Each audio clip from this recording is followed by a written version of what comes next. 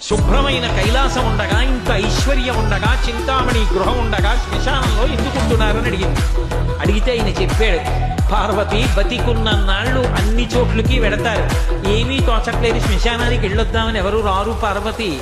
నేనంతవాణ్ణంటాడు, పొడుగ్గా ఉన్నానంటాడు, చల్లగా ఉన్నానంటాడు, పండితుణ్ణంటాడు, పద్యాలు నాకు నోటికొచ్చంటాడు, ఉపన్యాసం చెప్పగలనంటాడు, నాకు పాటలొచ్చంటాడు, నేను నాట్యం చేస్తానంటాడు, నేను అధికారినంటాడు, నా దగ్గర డబ్బు ఉందంటాడు, నేను పాట పాడగలనంటాడు. ఇన్ని ఉన్నాయనుకున్న వాడిలోంచి ఊపిరి బయటికి వెళ్ళిపోయిన తరువాత వాడిని తీసుకెళ్లి 4 కొత్త కర్రల మీద పడుకోబెట్టి చాప చుట్టి తాడు కట్టి పైన నూలుబట్ట కప్పి తీసుకొచ్చి అన్నీ తీసేసి కర్రల మీద పడుకోబెట్టి కాల్చేస్తుంటే జీవుడు లేచి నిలబడి పుర్రె పగిలిపోయిన తరువాత కన్న కొడుకు కూడా స్నానం చేసి వెళ్ళిపోతుంటే చీకటి పడిపోయాక, అయ్య బాబోయ్ చుట్టూ ఉగ్రభూతాలు, నా వాళ్ళన్న వాళ్ళు లేరు, వీళ్ళని నమ్ముకున్నాను, ఒక్కడు లేడని ఏడుస్తుంటే నేనున్నాను రా అని చెప్పడానికి నేను కూడా లేకపోతే చచ్చిన వాడు 1000 మాటలు చచ్చిపోతాడని అక్కడ ఉన్నాను పార్వతి.